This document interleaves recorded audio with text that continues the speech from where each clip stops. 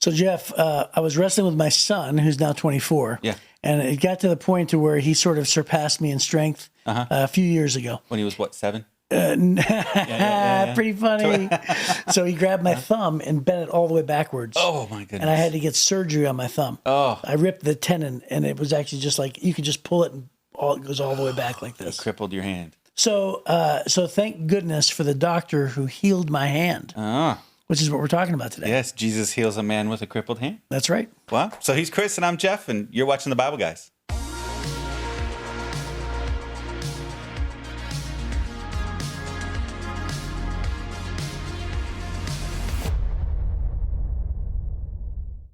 So how's your thumb now? It's fine. Thumbs don't come back very well, do they? Yeah, it's fine. I still feel it from time to time. I had a thumb injury. I was a baseball player, and I usually played shortstop, but I also could play catcher, and so I like putting on the equipment and stuff. So I was also the backup catcher on one of our teams. So our catcher played on 2 teams. He was at a different tournament, higher level team, and he took our really good glove. Well, we had our best pitcher. He could throw about 85 miles an hour. So that's pretty fast in high school. But we had just a rag of a catcher's mitt. So if I didn't catch the ball right in the pocket, there wasn't any other support, and there was no thumb support. And when you're catching over 70 miles an hour, you need some really good thumb support. And so I took 3 balls right off the tip of my thumb, and it dislocated my thumb, and it's never been the same. Never. Wow. Never the rest of my life. Wow. There wasn't any surgery to fix. It's just my left thumb is weaker. So if you're ever looking for a weakness in a fight, go after my left thumb, because there is no other weakness that you're going to have. That There's you're going to be able no to take other advantage weakness. But my left thumb. Funny. That's funny.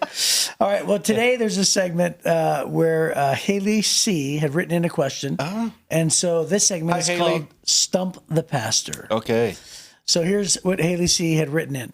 She said, in 1 Corinthians chapter 11, Paul is talking about head coverings for women when they pray, and that men need to keep their head uncovered. Mm-hmm. So basically, my question is, as a woman, should I be covering my hair when I pray? So I'm sure you've heard. What's your thought? I've heard this my whole life, because, it's a big deal when you, because it's sort of mixed together, isn't it? With the authority of men and women and things like this. So it sort of like eludes and it connects to a different topic, which is like women having authority in the church, women keeping silent, women having head coverings. It sort of, falls under that whole blanket. And so I'm not going to try to answer all of that, but we do know that, Aquila and Priscilla taught Apollos, who was a educated person. We believe that women can teach in the scriptures. I think that there's important things to understand about that. And we can, answer that probably another day. But I've always looked at it and understood and been taught and believed that because Paul refers to the custom of the day. So in verse number 2, he talks about traditions or customs, depending on your translation. Mm-hmm. And he refers very specifically to head coverings. So whether you believe that this is, a head covering is just hair, or whether you believe it's an actual head covering, here's the good news to Haley. You're off the hook either way, right? Because if it's long hair, then it's not a physical head covering. But if it's a head covering, you're off the hook anyway, because it's something that meant something in the first century that doesn't mean anything anymore. So I've always been taught that the tradition is that, number one, we have to understand that women were given equality at a time where women couldn't even testify in court, right? So Jesus gave dignity and honor to women. And so a lot of the times women would, interrupt the men when they're speaking, trying to, speak and use their voice, which is where the scripture comes from, to stay silent in the church, to let the men teach. That was tradition then. And then also for women to take off their head covering was actually looked at as a sign of rebellion against authority, which again doesn't mean that way. So even if you had a head covering, it still doesn't mean that in today's society. So that's what I've always heard. I would say the vast majority of everything I've ever read feels like 90% of the of that customary belief falls under that explanation. Okay. Yeah. What about you? I'm glad you asked. We were talking about this right before before the podcast. So, one, this is where the tradition, if you've ever been around a lot of Christian men that have been Christians for a while, most men will take their hat off when they pray, right? It's also where the tradition came in, quite honestly, one of the elements in American and in European world, when men would walk into a building, oftentimes they would take off their hat, right? It was a respect thing. It's why men take their hat off when they say the Pledge of Allegiance or sing the national anthem. It's a respect thing, but it's not expected for women to do that. It's also where women wearing big hats to church on Sunday was a tradition in the West, right? In the Western culture was to wear that. It's where the Amish and the Mennonites, the ladies will wear little doilies or little hats on their heads, is where this came from. I would say that there's a rule. So there's a whole bunch of rules on how to study the Bible. It's called hermeneutics in Bible college, right? And one of the things is that Paul is writing from a Eastern mindset, not a Western mindset. So that means that Paul is not, Westerners would be very logical. This and then this. If these two things, then that equals this. And we tend to be very linear in our process. Linear, yep. Whereas Paul does not do that. The Eastern and Middle Eastern mindset introduces an idea, talks about it in kind of a jumbled way, just throws out all the ideas, and then comes back, restates the question, and then gives the final answer based on that. So he starts off saying, hey, we have a tradition. So he mentioned that there's this custom. Then he brings up this, should women be covering their hair? But when you get to the end of that chapter, verse 13 says, judge among yourselves, is it proper for a woman to pray to God with her head uncovered? So he's taking us back. After all those verses, he takes us back and he says, does not even nature itself teach you that if a man has long hair, it's a dishonor to him? But if a woman has long hair, it's a glory to her, for her hair is given to her for her covering. He says, but if anyone seems to be contentious, we have no such custom, nor do the churches of God. So he ends it again with custom. So he starts and ends with, this is a custom thing. They had asked about this question, and he's just trying to answer for him. But basically what he's saying is, hey, ladies, your hair is your covering, right? So there's a distinctness through this entire passage. It's not about hierarchy. It's about the importance of our genders. It's the importance of the idea that women should be feminine, men should be masculine. The Old Testament had given rules about men cutting their hair, right? And those kind of things to be distinctly masculine. The Old Testament had given rules about clothing, men to be distinctly masculine, women to be distinctly feminine. And so that would be, I think, the thing. So sure, he has all these other things he talks about, but when he finally restates the question, he doesn't mention fabric. He only mentions hair and then goes, but hey, if people want to fight about it, we don't have any other custom. Mm-hmm. Right? So just to be clear, you're answering the question by saying head covering is referring to hair. Yes, and a woman's longer hair would be her covering. Yes. But a man, he says it's a dishonor. Which he clearly says. Yes. Yeah. So whether you believe that it's a physical head covering and he's using hair as examples, or Jeff is saying, no, if you read it this way, it falls in line, which it does. It falls, I've never heard that before, by the way. I told Jeff that before the podcast started. I've never heard that explanation before. But it does. Paul does exactly that, and he ends with conclusions. Yeah. So if it is hair, here's the good news for us today. I always try to say, why does this matter for us today, right? So it is written for us to read.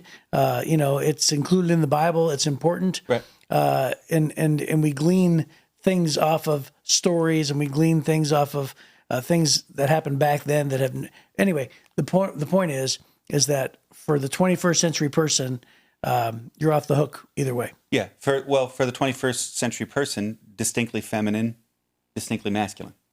Right. That would be, so that doesn't necessarily let us off the hook. Which is, no. What I'm meaning is about head coverings. Yeah. That's what I said. You can glean. Yeah. You can glean principles, right? That's right. From all sorts of stories. Right. And so principles from stories, sometimes we read first century stories or even Old Testament stories, and we have a really hard time relating to Leviticus. And we have a hard time relating to the tradition of sacrificing animals. Right. So you pull out the principles. Yeah. You pull out the principles. That's what I was trying to say. Yeah. So this is one of the benefits of learning. And I think at some point you and I are going to do some courses, right? And make those available on our website. And that'll be a whole other thing that we'll talk about someday.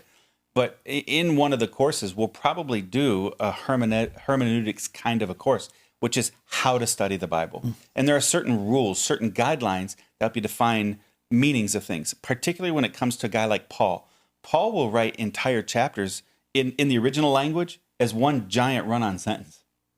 And so what happens is some heresies, some false teachings spring up when people pull a statement out of the center of Paul's idea rather than allowing Paul to bracket the idea. You have to read the beginning and the ending of the idea, or you're going to have a wrong opinion about what Paul says, because his thought process, he was not trained to think linearly like you were. You were trained to think algebra. You were trained to think 1 + 1 = 2. You were trained to think front to end, right? And he was not. He was trained to think, present an argument, debate the argument with all of the arguments, and then come back and summarize at the end. And so you have to take the beginning and the end. So what he does is he begins this question with he makes a custom statement. Then he asks the question. Then he rattles around with shaving your hair, not shaving your hair, and coverings and no coverings. But then he comes to the end and he restates the question. Okay, now we know where all these other things are just incidental. And then he restates the question and he says, it's a shame for men to have long hair. Don't be feminine. It's a glory to a woman to have long hair, and that was given to you as your covering. And then he ends the way he began. It's a custom. Yeah. Right? So he's letting us know here. Otherwise, what we don't want to do is start saying, well, Paul wrote that in the old days, but it doesn't apply today. Right. Right? That's the danger if we just start dismissing everything as a custom, unless he specifically says it's a custom. He started and ended with it's a custom. But the next page or the next passage is he starts talking about communion. He does not say it's a custom there. Right. Right? So only the times when he brackets a statement saying it's a custom, then it's only a custom, you can do what you want to do. Then he gives the principle, and that is be masculine, be feminine. Yeah. But he's not giving you the rule that you have to have some kind of fabric on your head. Which is why, by the way, to be extra clear, which is why we're not saying that men with long hair are feminine today. Right. So otherwise you could take it to mean that, but because he says it's a custom. I remember in the 70s, hippies, remember we were coming off of hippies. Yeah. And when I was young, started going to church, bouncing around, all those old timey preachers would talk about how, you can't have long hair, because it's feminine, It's a shame. It's a shame and all these kind of things. And then right behind him is a picture of Jesus with hair down to, Right. even though it's not in the churches I went to. Jesus didn't have long hair in the churches I went to. Oh, gee whiz, you got to be kidding me. I'm serious. Oh, my goodness gracious. I've never even seen a picture of Jesus who didn't have long hair. Isn't that fun? But the Baptists have to repaint it, right? Yeah. That's so funny. It wasn't just Baptist, but yeah. Yeah. So that'd be the issue. Even like, when you go, oh, Samson had long hair, John the Baptist had long hair. That was a Nazirite vow. Right. And so it was not a glory to them to walk around with long hair, because the men were taught that they were supposed to have pulled hair, right? It was supposed to be tapered in the back. They would have the curls on the side, but long in the back, or short in the back. And so for these guys, Samson, it was not his glory. Now he took it to be his glory, or Absalom took his long hair to be his glory. Sure. But it was in defiance of culture. It stood out in culture. It was a surprise to see a man with long hair. And so, it was a humility. It was supposed to be a humility thing, that they both took pride in their humility, which I'm super proud of my humility, by the way. Hey, we need to move on, but let me tell you, I went to the Hall of Fame game, watched the Cleveland Browns and the Jets, and we were walking behind this guy who him and his son had the same exact hairstyle. Uh-huh. And he was shaved on the side, little shaved. Yeah. This guy weighed about 280 pounds, mostly muscle, but not quite all muscle. You could tell he at one time was muscle. Yeah. Right. And he had a big mullet down the middle of his back, and it was completely and utterly permed. Wow. I've never even seen this in my entire life. That's in the 80s, man. Yeah, and we're talking like like curly curl perm, right? And I looked over and I said, okay, number one, that guy's hair is awesome. and then my buddy Jeff goes, and I got to tell you, he goes, that's the right guy to pull it off. Yeah. He said, he can wear whatever haircut he wants to wear. he can wear whatever he wants to wear. And it's like that is. Let me tell you something. It didn't look feminine on that guy. Yeah. It looked about as masculine as you could look. Well, we took a long time on this question, Yeah. And I thought it was a really good question, right? When you're reading because through this these segment things. is all Bible driven anyway. Yep. It's not drafting ice cream. And then the passage that we're reading today, lo and behold, is Jesus is healing again on the Sabbath. Yeah. Well, hey, So we've kind of talked about this topic a lot. yeah. Well, but this is a neat one. He's driving it home. Yeah. So this one shows how incredibly ingenious Jesus is. So we're just going to read it. It comes up in Matthew, Mark, and Luke. And so we'll start off in Matthew 12, verse 9 through 14. It says, Then Jesus went over to their synagogue, where he noticed a man with a deformed hand. The Pharisees asked Jesus, Does the law permit a person to work by healing on the Sabbath? They were hoping he would say yes so they could bring charges against him. And he answered, If you had a sheep that fell into a well on the Sabbath, wouldn't you work to pull it out? Of course you would, which by the way, Moses' law allowed that. It specifically said that. And how much more valuable is a person than a sheep? Yes, the law permits a person to do good on the Sabbath.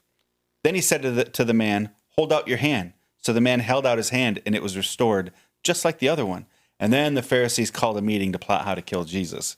They want to kill this guy over healing a guy, right? Mark says, Jesus went to the synagogue again and noticed a man with a deformed hand. Since it was a Sabbath, Jesus' enemies, bless you. Yeah, thank you. Jesus' enemies watched him closely. If he healed the man's hand, they planned to accuse him of working on the Sabbath. And Jesus said to the man with the deformed hand, Come and stand in front of everyone. Then he turned to his critics and asked, Does the law permit good deeds on the Sabbath, or is it a day for doing evil? Is this a day to save life or destroy it? But they wouldn't answer him. So he looked around at them angrily and was deeply saddened by their hard hearts. Then he said to the man, Hold out your hand.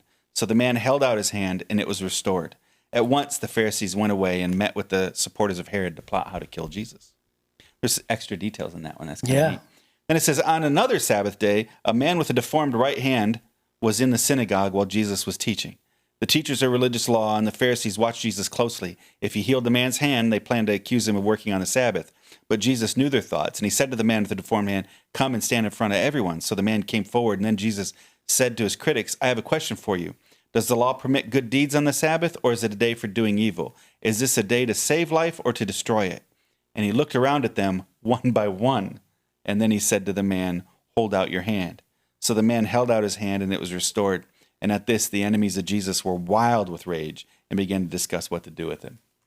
Wow. I love this story.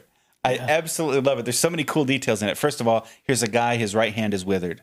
Jesus is walking through the synagogue. He sees the guy. In one of the passages, I think is Matthew, they ask him, is it legal to heal?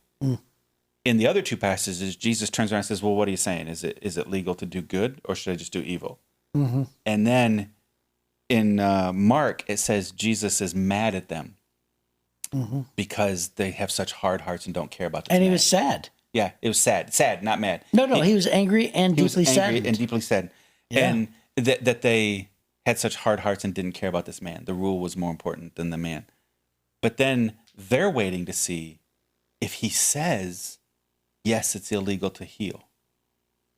And he heals the guy because Jesus is already on record. He's healed a bunch of people on Sabbath.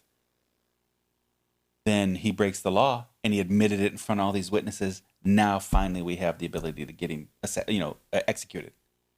But if he goes, no, it's not legal, well, now he's submitting to their authority. And either way, they win. Jesus finds himself in kind of a tight spot there.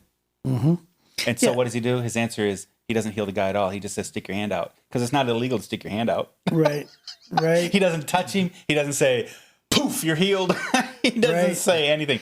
He just says, stick your hand out. He heals him, but there's no evidence that it was Jesus who healed him. Right. He just said, stick your hand out. So we all know that Jesus healed him. Right. But he just said, stick your hand out. And then it says, and it was restored.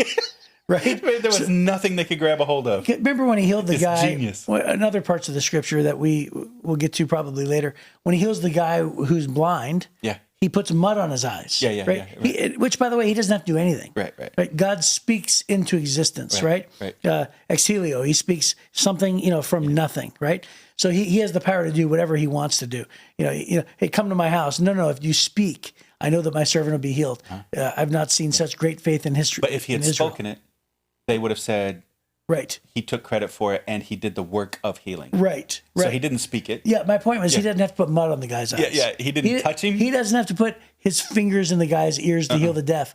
But he does all those things. He lays his hand on on different things. And like to your point, Right. he speaks and says, "Take up your mat and walk." Right, right. But in Yeah. this case, he goes, "Hold out your hand," and that's it. Right. Every other time, Jesus references the healing. Right. Right? Hey, Jesus, if you wanted to, you could heal me. And Jesus says, I do want to. You're healed.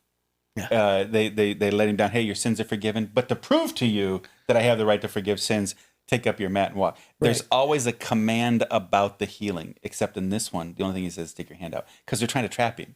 Right. If he goes, no, I'm not allowed to heal on the Sabbath. Now he's submitting to their authority, and that totally changes the dynamic. If he goes, it's legal to heal on the Sabbath, then they would say, oh, he's breaking the law on purpose. If because he's false teacher. If he says it's illegal to heal on the Sabbath, but I'm going to heal him anyways, now he's breaking the law. So they felt like they totally had him trapped in this one. Yeah. And So- he doesn't get, he's so, it's almost slick. It's so clever. So I'm response. I'm Hollywoodizing it in my mind, and I'm picturing this. How would you film this? And so they're on the edge of their seat waiting for him to do this thing, and then and so Jesus gets them to admit, and he says, "Does it not say that if a sheep falls in the pit, Yeah. you can hold it out?" He gets them to say yes. Yeah. And then he goes, "So it is legal to do good, right?" Right. So he doesn't say anything about healing. He goes, "It's legal to do good." Yeah. Don't you agree? And they have to agree. So should we take life or give life? Right. He, Yeah. he says that too. So right? is this a day of evil or good? So he gets them to admit all of those things. And then he says, hold out your hand. And it's almost like when he holds out his hand, it's almost like it hasn't happened yet. Right. Like, is Jesus going to do it or not? And all of a sudden, by itself, it heals. And I could just see Jesus sort of shifting his eyes. Right. You know what I mean? And he just goes. Yeah. Right. And this is faith, right? It's the faith that healed Sure, this guy, right? sure. And that is so powerful. It's just a brilliant move on Jesus' part. And one of my takeaways on this, I can remember I had a Sunday school teacher. I think I was in middle school or maybe ninth grade. So 7th, 8th grade, something like that. And one of my teachers, he taught this and he said, hey guys, there's so many lessons. And he talked about all these different lessons. He said, but here's the one I want you to go home with today, because at your age, at 8th grade or whatever, at your age, you think you're so smart. Mm-hmm. He said, so go home and realize you will never outsmart Jesus. Right? Because Jesus didn't get outsmarted there. There will never be. They tried so hard to capture him. That's why at the end, Jesus tells his disciples, nobody's going to take my life from me. I'm just going to lay it down. Right? They tried so hard for 3.5 years to catch Jesus. Yeah. And every single time he had the brilliant response. Yeah. It's we're going to eventually read the woman caught in adultery. Yeah. Where they said, you have option A or option B. Yeah. And he goes, I'm going to make a statement that is outside of the parameters of everything that seems like, right? And everybody goes, brilliant. Yeah. Like, who would have ever thought, right? And then both of us, we have the personality type. We're both ENTPs, so we love options. Right. Right? And if you know Myers-Briggs, the ENTP. Or both of us have Maximizer in the Strengths Finders. We love options. Right. And the fact that Jesus always found a third option is brilliant. Yeah. He's just brilliant. So you're never going to outsmart Jesus. Right. Right. Yeah. Well, I mean, think about that, the application of that. So what does that mean in our own lives? We think that we can get away with stuff. You know, the Bible talks about, what goes around comes around. It talks about your sins will find you out. It talks about, you can choose your own choices, but you can't choose the consequences. All these different things in our lives where we think we're clever. We think we can just get away with certain things. And by the way, that's not just true with God. It's true with bad behavior in business. Yeah.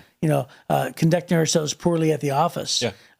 With our relationships, and all that to say, we may think we're more clever, but in the end, what God says about how to handle our business, how to conduct ourselves morally, how to handle our relationships is always going to win out. Yeah.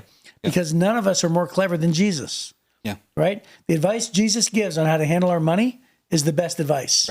Right? You are not more clever than Jesus on how to handle your money. That's exactly right. Because you may end up with more money, but you're going to end up with a lot less of something else. That's right. That's right. And then if you make a mistake, make it on the side of helping people. Right. Right? So if you don't know what to do, help somebody. Oh, that's great. Right? That'd be the other one. So I think for me, is I was if I grew up in a world where you never break the Sabbath, but I'm being captivated by this guy named Jesus, and he has the power to help this poor guy, now I'm conflicted between my belief system on the Sabbath and what do I do for this good guy? I don't know what I would do. I personally don't know what I would have done in that moment because it was so deeply ingrained in them. But Jesus said, you heal the guy. That's why he says it's permitted to do good on the Sabbath. Right. Right. And so if you're going to make a mistake helping people. That's a great place to end. So we will see you next time on the Bible Guys.